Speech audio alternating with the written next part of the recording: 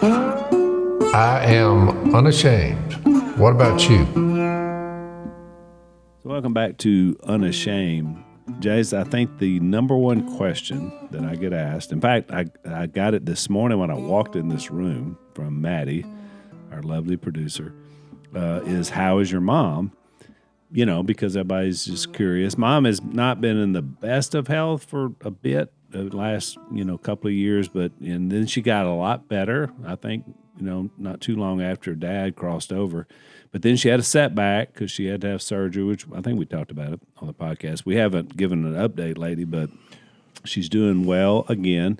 The surgery was a success, and I noticed because I just got back into town for a couple of days, and so and part of the reason I came home was to check on her because I've been gone for a while, and she looks great, and we've had some really good conversations the last day or so, and then last night we had a little outing because Sage, who is Stone's youngest daughter, turned 11 this week. And apparently in my particular wing of the family, every time somebody has a birthday, we got to do a big to-do, which is usually going to eat out and all this, which I don't like to do much. But, for the family, I do it. You do it for the kids. I do it for the kids. And I have a birthday coming up, and I'm not eating out. All right. And I would never even, see, you and I have the code. I would never even think to ask you to go. I mean, what would you say if I said, Jase, why don't I take you out for lunch on your birthday? What would you say if I said that to you? I would say, Al, I've always had a problem of going out and eating something in a celebration context that's going to be worse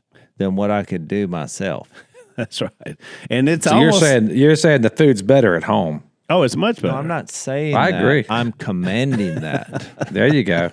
We don't just call ducks that. We command. I thought the same thing. That's why when you see me taking the three items to a deserted island, one of which being a black cast iron skillet, I think that tells you all you need to know. You're not taking him out for your birthdays. No, I'm not. That ain't going to happen. But Sage, so it's funny because like my grand, I want to make one comment for you. When I got home from the podcast where Missy said, "Don't throw me under the bus," when I got back, she said, "Well," I said, "I didn't throw you under the bus. I threw you under a black iron skillet." That's a good line. It actually opened and closed that podcast. So Sage is funny because my grandsons, they want to go out and eat. It's funny because they don't eat out a lot either because Alex cooks, but they're always wanting it. Let's go to Wingstop. Let's go. Yeah, teenagers are in preteen. They're weird about that. They discover, there's food in places you can go, and they think the experience is cool. They do. Because I went through the same thing. Right. Me and Willie used to go to town. Oh, yeah. And have all our money. I remember the first time I was with y'all, the first time you did that, and I didn't know because y'all were a little bit younger than me, so I was just happened to be riding along for some reason. Y'all were both teenagers, and we were in the size little black Nissan. Remember we had that truck? Oh, wow. Yeah, with multiple fights over who was going to be driving that. But I was in the little jump seat behind y'all. The reason I say our money was in a bag, because it was all coinage. Mm-hmm. That's all the money we had. This was both leftovers and looking under couch cushions. Yeah, couch cushions. In our age of technology and being overall spoiled as a culture, maybe, Willie and I were like, can you believe they have places that will cook for you? All you have to do is give them some money. So I've told this story before, but I'll tell it again because it's worth it. Jase and Willie would buy as much food as the money they had would buy. In other words, it wasn't like, I'll take a number one. Like now we got a number which limits you. They were like, okay, I can get 3 of these, I can get 2 of those, and what if I have less? So you're getting a running tally. They would look down and they would have like 47 cents left and say, what can you give for 47 cents? They'll say, can you add a small French fry? Yeah. We were single-handedly responsible for putting the drive-through process to the test, to the ultimate test. Well, people would be cursing you today. Wow, that's why we got so unhealthy. We grew up eating all the junk. I mean, I was the same way. We eating like sweet buns and all the fast food. Once you kind of got access to that at McDonald's, I used to love it. Yeah, it's great being raised in the wilderness, but there is a period of time when you discover it was a shiny moment. Civilization that you realize, oh, this is amazing, So last night I'm home, and so I'm like, okay, I missed the birthday, so I take you wherever you want to go. Take the whole family, and so Sage doesn't really have a place, and so she said, well, I want to go to Walk-Ons, which is Drew Brees owns a series of restaurants. I'm very familiar. They have one item there that I just absolutely love. They have several good things there. Yeah. And we love Drew Brees. He was so great playing for the Saints. But anyway, so I was like, wow, Walk-On. She said, well, I ate my second cheeseburger there. I said, your second? She said, yeah. I said, okay. That's where we're going, Walk-On. So we went there last night, and Mom was so excited for the outing. Like, now that she's feeling well again, she's like, I want to go. And I said, well, Mom, you think you can get in my truck? Because Anna's been taking around this little car because it's kind of easier for her to get in. I was like, my truck is here. Are you ready? Because she can climb into it pretty good when she's feeling good. And she did. She scampered up in my truck, and we went over it. She had a big time. It was a deluge rain. We got there. We had to wait for the rain to settle. But she's really doing well. And so I just wanted to let Unashamed Nation know, because I know you guys worry about Mom, but she's doing fantastic. Right now she's living with my daughter Anna, kind of right in the middle of the compound, so everybody can stop by and see her, and it's all working out really well. So appreciate all the prayers that you do. But it health is important. We all get to that place, right, Zach? Well, what did you eat, Al? What did you eat? So I stuck with my PhD. I had redfish. They had a redfish tacos, with some slaw on there. Very good, very PhD friendly. And I was hoping you would pick the best thing they have, but no, I have to. Instead of getting waffle fries on the side, which is what it comes with, I got broccoli. Why would you think that whatever I was going to tell you had something to do with waffle fry? What I was going to tell you, because the stuff Jase, you're a walking anomaly. You're skinny. You always have been, but you eat some of the worst stuff that's for people. Are you not curious about what as much as I hate fast food, I don't eat it. I don't go out. There's one thing, and I'll just, like Missy will say, do you want me to go buy Walk-Ons and pick you up separate? Well, we don't have to. Is it we know what this is. The devil on horseback shrimp? No. Oh, okay. That's pretty good too. I'm just so disappointed. What is it? What is it? It's called, and I got it by accident the first time. Missy got a salad, and I said, I think they have a seared tuna salad. Oh, yeah. Okay. So somebody got that last Well, night. That's not it. That's what I ordered. Well, when she brought back the little box. It's like I'm pulling teeth here. Yeah. When I got the little box, I thought, this doesn't look like a salad. I thought I told you to get the tuna salad. And she's like, I told them what you told me, and that's what they gave me. And so I opened it up, and there's this tuna over rice. Oh, yeah. With I'm out. Mango. Yep. And it has some beans. And it's all got this that stuff. last night? BK got that very dish. See, I couldn't eat that. I've got a little hack I'm doing now. I signed up for this thing called Levels. And actually, You've been telling me about this, Zach. Oh, this thing's awesome. It's a whole app, I would but it's love a whole. to know why you couldn't eat that, because it's one of the best things I've ever eaten. And it's very healthy. Yeah, it's healthy. So I've been studying what I eat, and I can tell in real time what I'm eating, what it does to my blood sugar. And then I have a glucose monitor that I wear, and it's actually eye-opening. So the mangoes out, the rice out, this tuna I could do. If I touch that rice, though, you talk about sending my blood sugar through the roof. Fast food out, but there's a lot of things I can't eat. So I've actually learned. So you're telling me you can eat something and then instantly know that you didn't react. Your body did not react well to whatever you just ate. Yeah, because what I figured out about me, I didn't know this, but I was actually my blood sugar was a little high, and so I got a whole thing I'm doing with the doctor now. Pre-diabetic type. Little pre-diabetic, because I'm looking at my blood sugar. And it's supposed to like pop up and pop back down, and mine would stay up. I've ran my blood panels. I found this out. This is actually interesting. My biological age, according to the Levels app, is I'm 39. So I'm in decent shape. I mean, I'm not bad. I have some things I need to work on. I had a little deficiency of omega-3 fatty acids. I mean, I know my body to the Levels. For me, it's been a big motivator. And I actually, they're going to sponsor our podcast. But I joined up before that, before they even were a sponsor, just because I'd heard about it. I saw them on another podcast, and I've been trying it. It's been awesome. But that's going to help me then, because I'm getting close to what they call maintenance. And I need a way to like track. So that's going to It'll track. Yeah. It's the next level. It's biohacking. You couldn't, so you're he's a biohacker. biohacker, It's a Jay. phrase biohacker. I've never heard. And what I also noticed is he's kind of like the weather.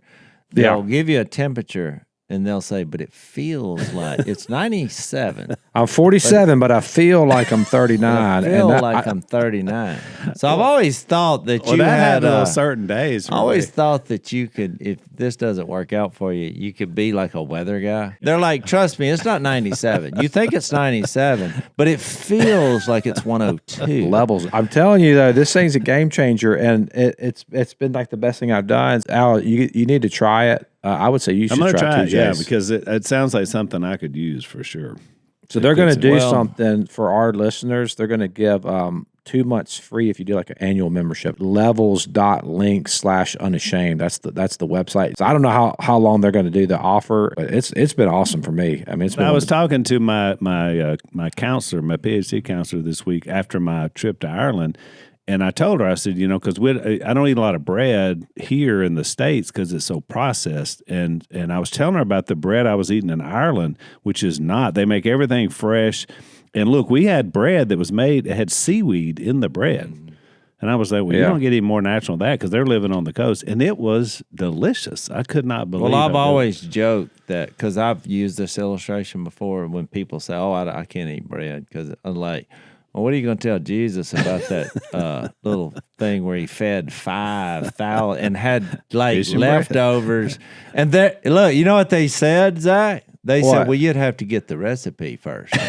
Well, that was a different kind of bread because it was like it was whole grain. It wasn't genetically modified. So look, I'm telling y'all, I've watched this stuff kind of skeptically about biohacking and just metabolic health, but I'm telling you, the levels, it's real. I'm watching it in real time. I'm seeing what I'm eating, and it's legit. Well, speaking of bread, there's my segue. Speaking of bread, I didn't plan on segueing into John 13 this way, but it actually fits well because we're at a moment in John 13 where Jesus has mentioned in Psalm 41, he brings up the quote that the one who he's going to share some bread with is the one who's going to betray him. Yeah. Is this moment. But you read it beautifully, Jason, in the last podcast, that David's Psalm 40 leading up to Psalm 41 is this beautiful picture of the love of God and just how powerful it is. And tying in with that question that we originally asked 3 or 4 podcasts ago, when he said, do you understand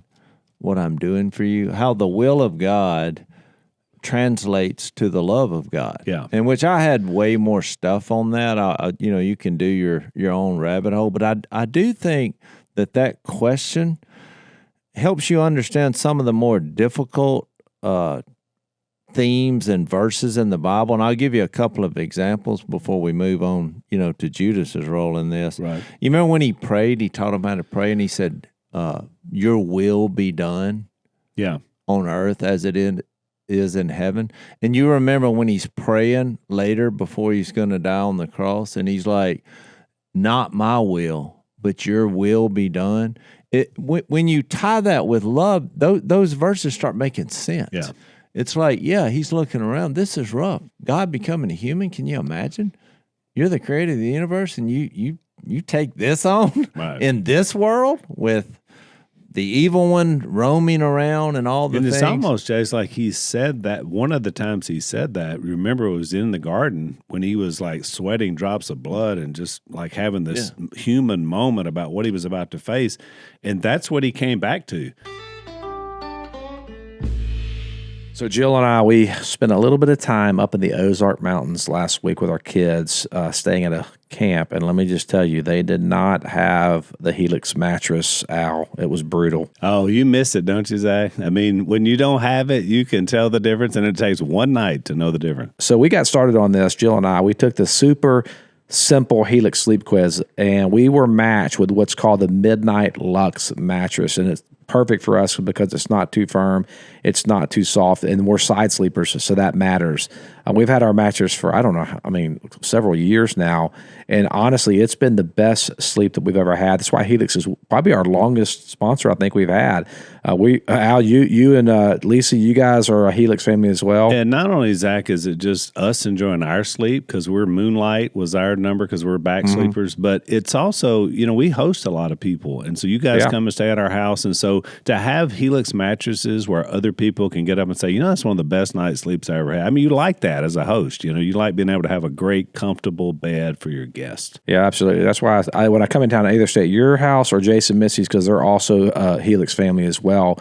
So I want you guys to check these guys out. If you have trouble sleeping, if you wake up with pain in your hip, your shoulders, or whatever, I'm telling you, this is a game changer. So for a limited time, go to helixsleep.com/unashamed for 27% off site-wide, exclusive for listeners of Unashamed. That's our listeners. That's helixsleep.com/unashamed for 27% off site-wide. Again, that's helixsleep.com/unashamed. It's almost like he was reminding himself that, look, the reason I'm here is because of our love for these people. Exactly. I mean, it's like a reminder. Well, and it's just so inspiring to us because in our broken world and our broken families and all this, you run up on Jesus and then you realize, oh, he's running after me. And there's a moment, there's a clarity that you're like, I might have been unloved as a human just based on my environment and having bad parents or whatever. And now all of a sudden you discover, oh, I've been loved all along. Right. And I think the contrast of what we're about to see here with Judas, because of him using this quote from Psalm 41 and him using this idea of the heel analogy, it's interesting because David brings it up way back there in Psalm, but then Jesus says it here. We've already made the link back to Genesis 3:15, which is this idea of evil is there. Because look, if you don't, to understand love, you have to also understand the antithesis of love, which is hate. And for whatever reason, the evil one hates us. I mean, he does, because every action he's ever had from the very beginning was not love. Yeah, but was done in hate. I'm glad you brought that up because I think the last couple of podcasts have been beautiful about why did Jesus come, because he loved us. But also, there's another answer to that question, and you see it seen here through Judas.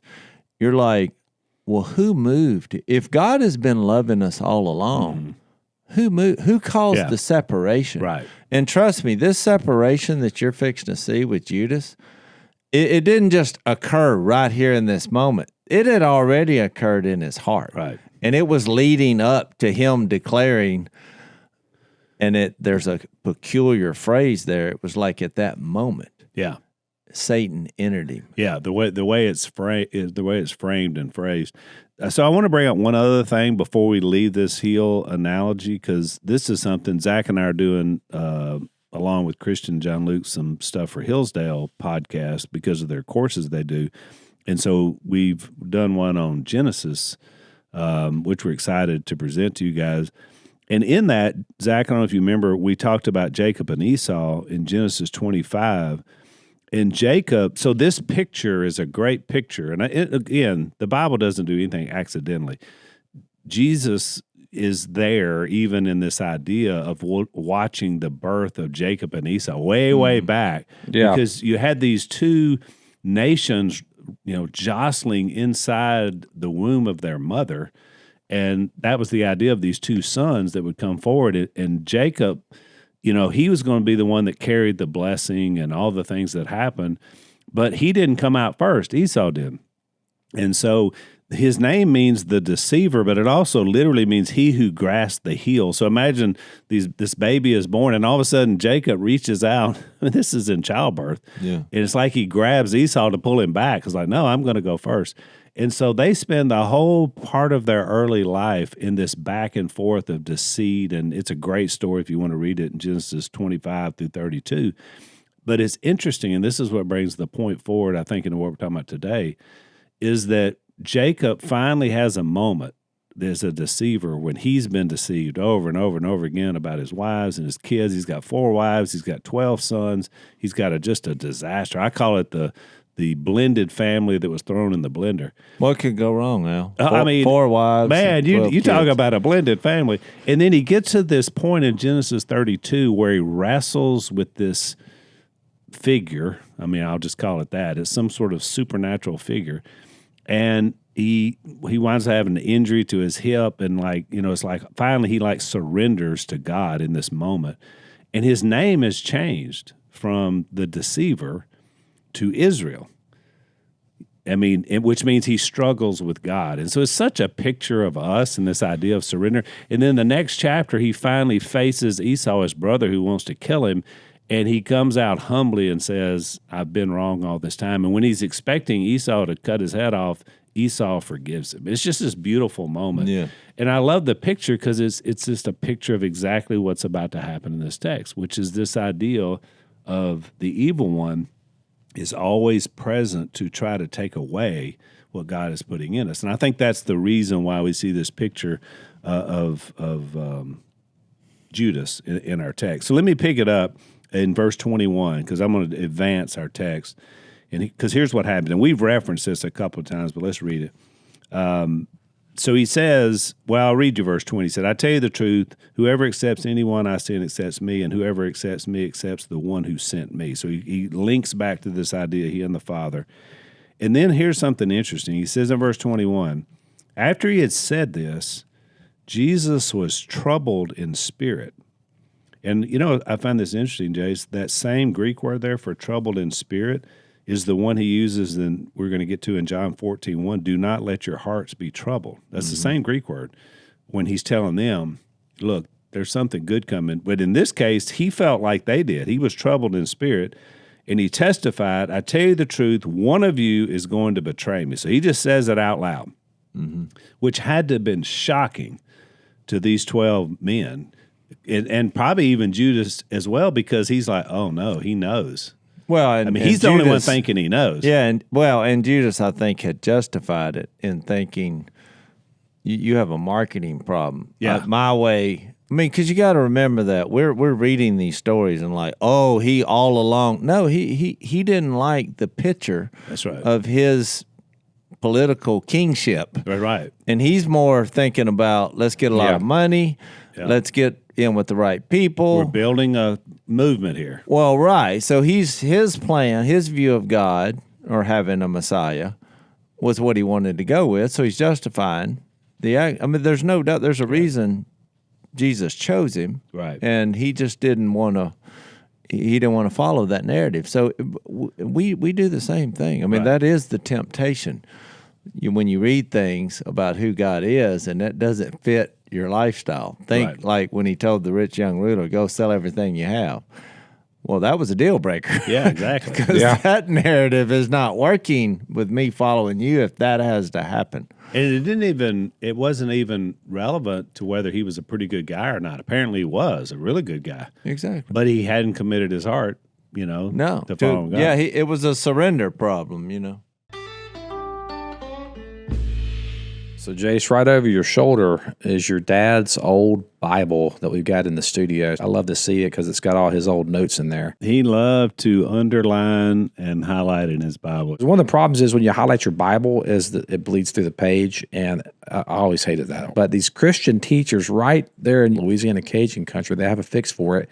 Their company called Mr. Pen, they make the best Bible journaling tools and pens on the market, best I've ever used, including highlighters and pens. I got some right here. I use them all the time, and they don't bleed through the pages, which is the best part. We actually bought a bunch of these because we're going to give them for gifts for people. Mr. Pen's great for like birthday gifts or graduation gifts, kids going to school. I love using their pens and highlighters in my Bible because they don't bleed through the pages, or they don't smudge in the margins. And they also have these transparent sticky notes that I use. And you can actually read through the notes. And they have a really nice selection of journaling Bibles. So I have this one right here. If you notice here, they have margins on the side where you can put your notes and stuff. It's pretty incredible. Mr. Pen also has these really good fine-tipped pens that just glide across the page. And you got to check out their Bible and journaling kits as well. These are great gifts for really anyone who spends time in the Word. Mr. Pen has over 100,000 five-star reviews on Amazon, and we know why. We give these 5 stars as well. So if you're looking for a gift for yourself or someone else, go check out Mr. Pen's collections of our favorite Bible tools. And right now, you can get 10% off your first order with our code Unashamed at checkout. Check out the products that we use in our Bibles at mrpen.com/unashamed. That's MRPEN.com/unashamed, code Unashamed. Yeah, and they ended up being taken over by Satan in the end, that's always the end of the death work. That's always the end goal. No matter, regardless of what, there's a big Jesus Christ Superstar is back out, I think, right now, which is supposed to be the story of Jesus through the perspective of Judas. It's been very controversial just because of it's really a mockery of Christ. But no matter what Broadway says, no, Jesus was pure and holy and blameless, and Judas was not. And it is interesting to me that in this knowledge of Christ and his omniscience, he knows Judas is gonna betray him, and Christ is not necessarily.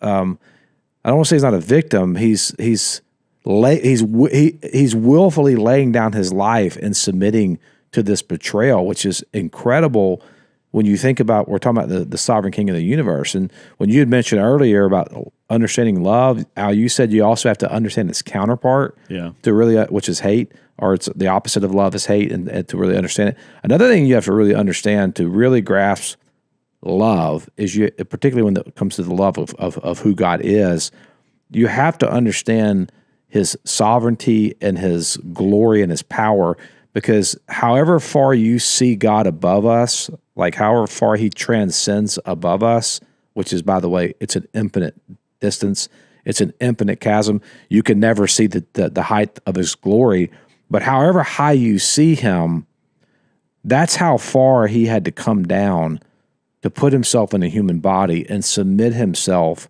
to this type of betrayal by a human being, one he created, and ultimately death on a cross. And so that's why the love component, it doesn't make a whole lot of sense until you start to understand who is this Jesus that's sitting here at this meal with his disciples. He's not just a good guy. We are talking about the creator of the cosmos, the one through whom all things were made, and without him nothing was made. We are talking about God incarnate. So it just brings a little bit more of it brings an infinite amount more of understanding of how bizarre is it that he would submit himself to this betrayal. Yeah. I think a couple of caveats on that. When you say love and hate, the Greek definition of hate is not what our current English definition of hate is, because he uses it in some context, like remember with his family. Yeah. He's like, it means to love less than as opposed to. Well, right. Yeah. And that's a big deal because what's happened is, if you use the English definition, you get into, there's some doctrines out there which is not consistent with the narrative of God being love. It's like when he said, whoever wants to come after me must hate his mother, his father, his brother, his sister. Where's that, Luke 14? And, well, what does that mean? Well, it's not, I think that's an important point, because even in Romans, is it 9, where he says, Jacob I love and Esau I hated. Yeah, that's a big point. Mm-hmm. Yeah, but you can, if you're applying our modern day definition, right? Well, you can go down a rabbit hole that it's not there, right? So that was one caveat. I had another one for the line. I mean, that's a quote that Romans 9 quotes, a quote from Malachi. I think Malachi. No, you're 3. Right. It tells the story. That's a very good point. You need to read Malachi. We're trying to understand that. I think you made that point before, and it's brilliant because Malachi really gives you an understanding of what that means. Which makes sense, because when you go back and read the Genesis account, you're not going to find that phrase at all. So Malachi was making a point when he quoted it, and then Paul was making a point when he quoted Malachi. Well, you also, because you brought up earlier the Jacob and Esau story at the beginning of the podcast, and you brought up Genesis 25. I mean, even there, it's pretty clear as you kind of move through it that he's talking about the nation of Israel, because Jacob became synonymous with Israel, and then but Esau became synonymous with Edom, and that's pretty clear throughout their whole history of the story. Right. And so the Edomites were in the end were at odds with Israel, and they wouldn't let Israel pass through their land. So when you get to Malachi, where that actual quote is at, if you read, the whole entire prophecy of Malachi, very clearly he's juxtaposing Israel with Edom. And so that's kind of the whole, Paul was the apostle to the Gentiles, right? So when you get to the book of Romans, that's kind of what he's talking about, is Paul being the apostle to the Gentiles now is laying out the case for how the Gentiles being grafted in to Israel, and like explaining what all that means. But this, because you have a problem, Zach, when you try to make the point of the two men, and you focus on them, because, like I said, when you get to Genesis 33, they worked it out. So it has to be the idea of their progeny going forward in nations and how they didn't work it all out. Well, it's a great point, because the older will serve the younger is the prophecy in Genesis 25 when before the twins were born. But if you actually read the text, Jacob in the end comes to Esau. That's right. Who's the older, and so the younger actually bows down to the older and calls him Lord. Yeah. And he's like spare me. And so you actually see, let me serve you, as what you actually see. So the prophecy, in fact, the grasping of the heel idea is there, which we learned that in our Hillsdale course, Zach. He grasped the heel of his livestock and children. That was the actual word that's in the text, in saying, here before me is everything at your service. That idea. And so when you get to Romans 9, it just takes on I think a lot deeper meaning than just some, it's not just a doctrinal position that's being laid out by Paul. He's actually building this incredible case. It actually starts at the very beginning of the book of Romans, when he says that Paul, he says, I'm basically an apostle to the Gentiles, and I came to bring the Gentiles to the obedience of faith. That's how he starts the book of Romans. And that's how he actually ends the book of Romans with the very same phrase, to bring the Gentiles to the obedience of faith. So Romans is a book that's explaining what does it even mean? What is the obedience of faith? What does it even mean? And you're seeing it like it's faith in Christ. And so what Christ is doing here in chapter 13 is of John this is the foundational. These are foundational chapters of Jesus' story of what we're actually putting our faith, or who we're actually putting our faith into. Oh, that's good. Did you ever think of your other caveat? Yeah, the other caveat was, I think people have asked me before, well, how did that work? And I'm just strictly bringing this up because it is difficult to wrap your head around, because you're like, well, how did Jesus know if he became a man? Well, how did he know Judas was going to betray him? Now, John 2, back when we were there, at the end, after his little temple discourse about I am the temple, he then makes a statement, John does, that Jesus didn't need the testimony of man, because, what does it say exactly? He did not need, this is 2:25, man's testimony about man, for he knew what was in a man. And he also is fixing to predict that Peter is going to deny him. He literally looked into the future in some capacity. The only reason I'm bringing it up, because people say, well, how did that work? I thought he was tempted in every way. I thought he was a man. And he is a man. He's called the Son of Man. He is. Yeah. So, and it's not as easily answered as you might think, because like Zach made a reference, well, he's, God's omniscient, but he became a man. Well, let me throw this one thing out so you can pick whatever option you want. But you do got to realize, he never did a miracle before he had the Holy Spirit, at his baptism, which I'm just throwing that out there. I don't think that's a coincidence. And he also grew and learned, like that little verse that says he grew in wisdom. Well, why is he having to grow in wisdom if he had all wisdom, you see? So I was just making a point. I do think somehow, because the Holy Spirit was working also, or he couldn't be walking on the water. A man can't walk on the water without sinking. Yeah. What's happening here, So pets have always been a part of our life. In fact, Jase, I would say, because in our hunting exploits, all of our labs through the years, and they're more than just a pet. I mean, they're like a part of the whole operation, right? Even my 2 little dogs, I've been feeding them this product, Rough Greens, and they love it. We feed our pets Rough Greens, and they are excited about it. And I didn't know this, Jase, but 50% of all dogs over the age of 10 die from cancer. And the leading cause of that cancer is the food that they've been fed. So our old friend, Dr. Dennis Black, who's the founder of Rough Greens, he says he can't promise to keep your dogs from passing away, but he does promise to make them happier and healthier while they're here. Rough Greens is full of the live nutrients that your pup needs to fight off skin, joint, and digestive problems, and yes, even cancer. With live vitamins, probiotics, enzymes, omega oils, and antioxidants, Rough Greens has all the live nutrition your pup needs to stay healthy and happy. That's why America's #1 dog supplement is Rough Greens. And look, when my dogs, they line up when it's time to eat, sort of like your 2 now, and they realize it's time for the Rough Greens. And so we love that. Here's what you want to do. Fetch a free Jumpstart trial bag for your dog today. Just cover shipping and see the difference live nutrition can make in your dog. Try it before you buy it. Go to roughgreens.com. Use the discount code Unashamed. That's RUFFgreens.com. Discount code Unashamed. You got and you have Mark 13, where Jesus says, "But concerning the day or that hour," this is the Olivet Discourse, "no one knows, not even the angels in heaven, nor the Son, but only the Father." So then you're like, wait. Great. How does he not know? That was my point.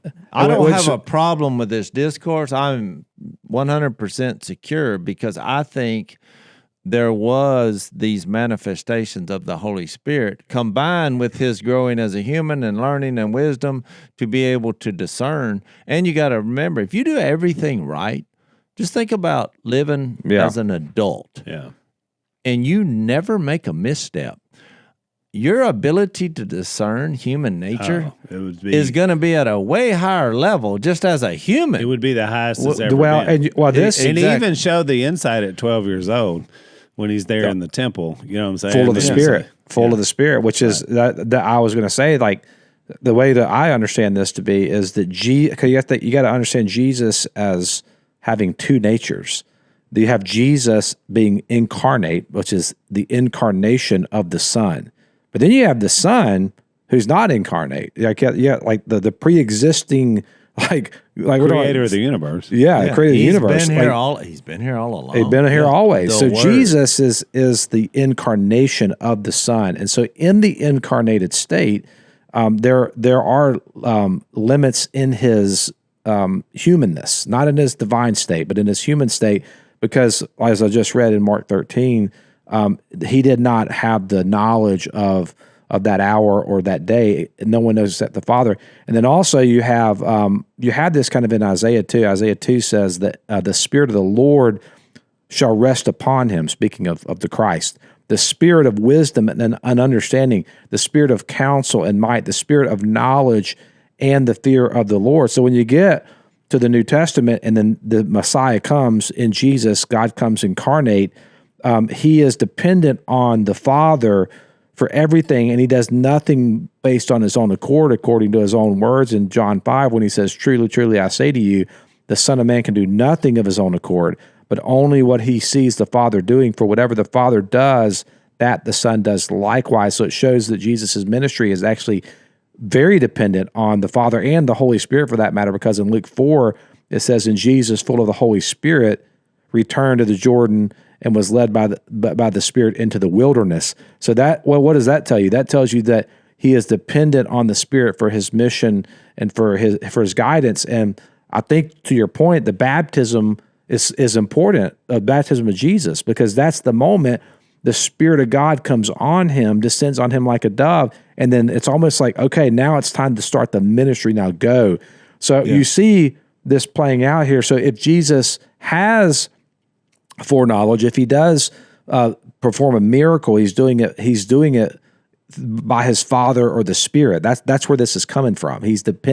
in his incarnated state, he's calling back on the divine nature to do these things. No, well said. And I was going to go to that, like the gifts, even in 1 Corinthians, where of discernment and different things, and knowledge and prophecy and all these things, which was an active thing in the early church. They didn't have a Bible. Here's a man claiming to be God, and that was how God chose to confirm. Think Hebrews 2:4. Why did he do all these miracles? I mean, Hebrews 2:1-4 describes that. It was to confirm that he was who he was. So I just wanted to bring that up because that is a little confusing to wrap your head around. But at the how he would know, at the end of the day, I think it's important because this is God and humans getting back together.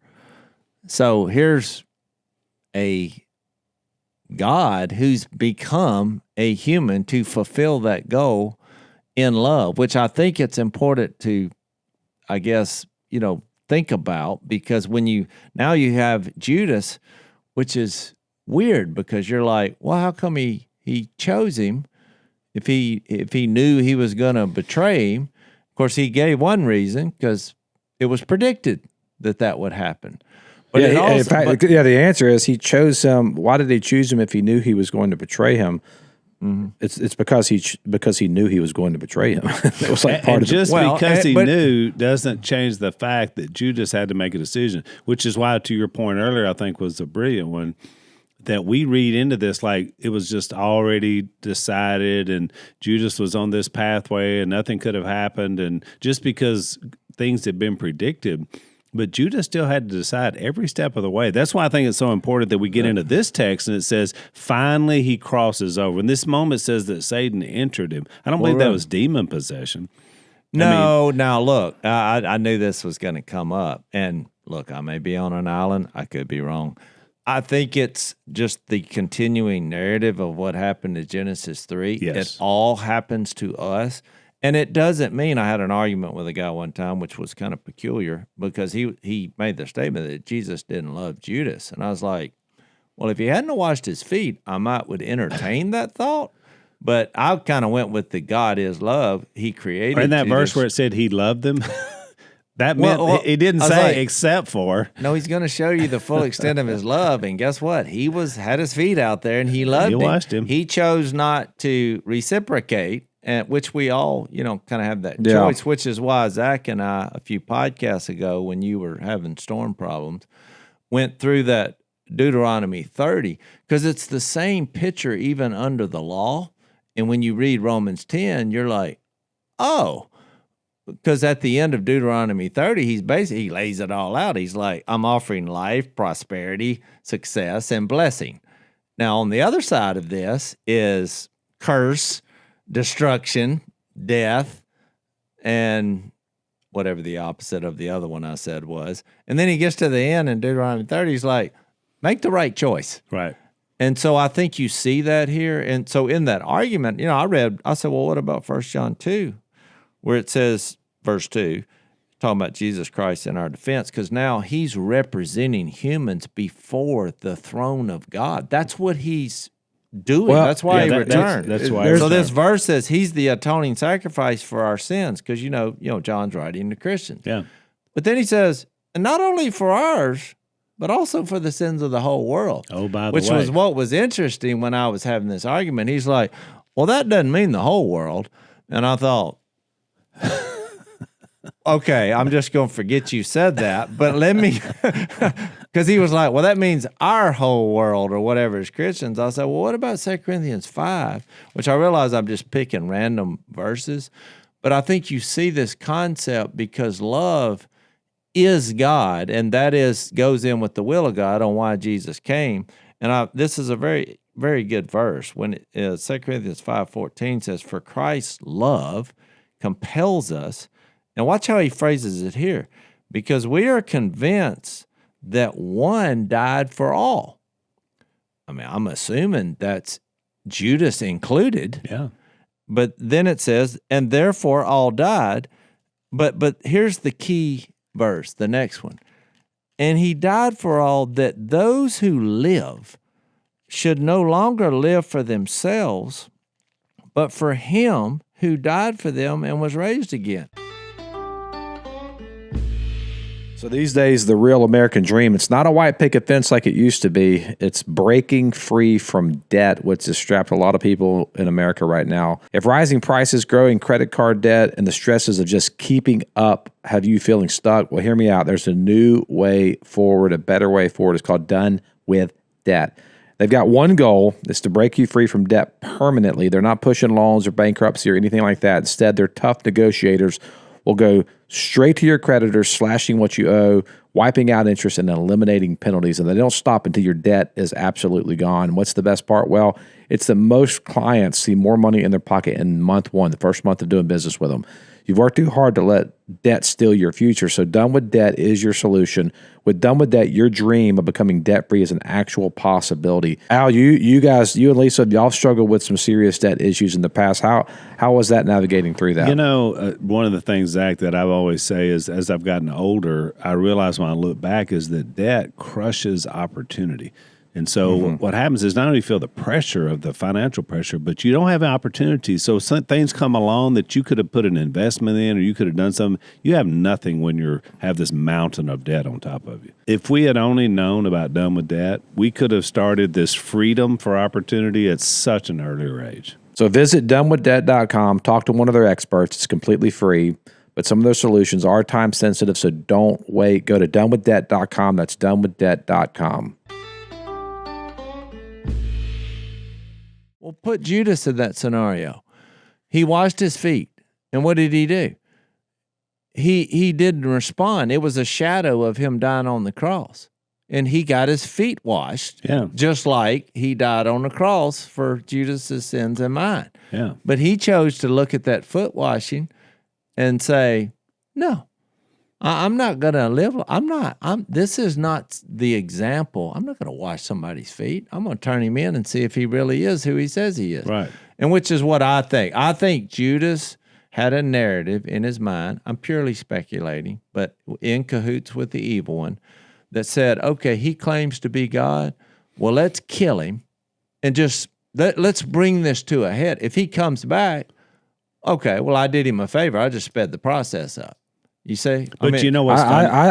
I think John 12 gives us a little bit of a window into this because it's a really good point we're talking about here. Because if you go back and research this, Judas had actually already planned this betrayal. He was already corrupted before Satan entered into him in John 13. And John I agree. By him declaring this, it was just a sign of what had already happened. Right. Well, do you remember what happened when he objected to Mary's use of the perfumes? With he was a thief having charge of the money back. He used to help himself to what was put into it. So you already see greed in his heart before all this even happened. And if you look at Matthew 26, you also get you get this idea that Jesus, this is happening. He's corrupted before Satan enters him. And it reminds me of the Pharaoh story in Exodus, which, by the way, is also mentioned in Romans 9. And so the hardening of Pharaoh's heart is another really controversial text, but it's the same thing going on here. That Hebrew word for harden is a word called chazak, which means to strengthen in resolve. So you have a resolve, you have a bent that you're going towards. I'm gonna strengthen you in that. That's the word harden in Exodus. And so if you read the story of Exodus, Pharaoh had hardened his own heart several times. I agree. I've noticed that God too when I in. read that. It starts off saying he hardened, and then as the process goes on, you then get the phrase, well, God hardened his heart. Well, because he would just so you're seeing to his own devices. And when you're left to your own devices, the more you'll finally just do it. I've told you guys a practical example of this when Jep said he was in the world as a prodigal, and he went into a bar, and there was a guy there that went to church with us, and he looked at Jep and he said, oh, man, we've been waiting for you to get here. We need you out here. Well, someone who says a statement like that has already given in. Well, it's like doing the phrase, I think Zach said this before, the absence of the presence of God is going to bring more problems and more hardening of the heart. Just think, you're choosing what to is say, it? I don't want the presence of God in my life because I don't even believe there is a God. Right. So think about his wrath then. His wrath is seen in a little different light all of a sudden, because then it's like, wait a second. Romans 1 says the wrath of God is being revealed against from heaven against all the godlessness and wickedness of people who suppress the truth by their wickedness. Because what may be known about God is plain to him, because God has made it plain to him. And then you skip down and it said, and this is the wrath of God right here. God gave them over in the sinful desires of their heart. He gave them over to themselves. God gave them over to shameful lust. So think about what the wrath of God as presented in Romans 1 is God just basically saying, okay, I'm going to let you do you, and you just go do what you want to do. That's his wrath. At least in part, it's his wrath that he's letting us, he's leaving us to ourselves. And I think Judas in that moment is, I think that the Spirit of God was pulling back his common grace over Judas, and he's just letting, okay, this is the route you're going, and God will use your evil. That's what's crazy about it. God will use your own evil desires and your own evil belligerence and your own willful rejection of him. He will ultimately use that for his glory. And what you think is victory will actually be his victory in the end. To me, that's the big story here, is that Judas was belligerent in his willful rejection of Christ. He was corrupt from the beginning.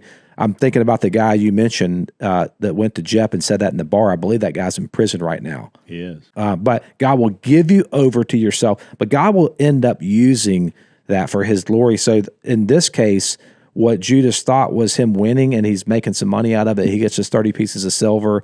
Jesus gets captured. They crucify him. Looks like all is lost, but 3 days later, he's coming out of the grave, and now we're all here because Jesus Christ came out of the grave. And what else the ultimate happened? victory. Yeah, and through that, he defeated the powers who are accusing and prosecuting, human beings, tempting. He disarmed them by that very act. And remember, Jesus is the one that keeps bringing up this contrast. Remember in John 10, when he's talking about the good shepherd, he brought up the thief. Yeah, that comes to steal and kill and destroy. Of course, he also declared, "And I'm not that. Exactly. I came to give you life." Well, don't make God a thief, a robber, or he's not robbing anything. It reminded me of a story that N.T. Wright talks about in the John for Everyone book I've been reading, about a slaughterhouse that was there in the town where he grew up in. And the sheep would go, but the sheep would get real nervous about when they get to the slaughterhouse. They had a sense that something wasn't right about this place. Of course, they were about to be slaughtered. Yeah. And so these people devised a plan to have a sheep that had gotten used to being there, and the sheep would lead these other sheep into the slaughterhouse. You know what they named the sheep? Judas. Yeah. I mean, so even way back then in a practical setting, this idea was there. Let me read the rest of this text, and we'll close with this so we can pick it up next time. Verse 22, his disciples stared at one another at a loss to know which of them he meant, which made me think they all thought, is it me? One of them, the disciple whom Jesus loved, John, we think, and Jase brought this up before, was reclining next to him. Peter motions to him and says, ask him which one he means. Leaning back against Jesus, he said, Lord, who is it? It is the one to whom I give this piece of bread when I have dipped into the dish. So that's the direct prophecy back in Psalm 41. Then dipping the piece of bread, he gave it to Judas Iscariot, son of Simon. So that relays then to John and I guess to Peter who's watching. As soon as Judas took the bread, Satan entered him. What you are about to do, Jesus said, do quickly. Can you imagine what that meant in his heart when he said that, when he knew? But no one at the meal understood why Jesus said this to him. Since Judas had charge of the money, some thought Jesus was telling him to buy what was needed for the feast or to give something to the poor. As soon as Judas had taken the bread, he went out, and it was night. So we're out of time, but we're going to leave it right there. We're going to pick it up, not only by finishing that thought off, but then we shifted over to Peter, who is going to be predicted of his denial that same night. So we'll talk about the difference in what happens there. So we'll see you next time on Unashamed. Thanks for listening to the Unashamed podcast. Help us out by leaving a rating and review on Apple Podcasts. And don't miss an episode by subscribing on YouTube. And be sure to click the little bell and choose all notifications to watch every episode.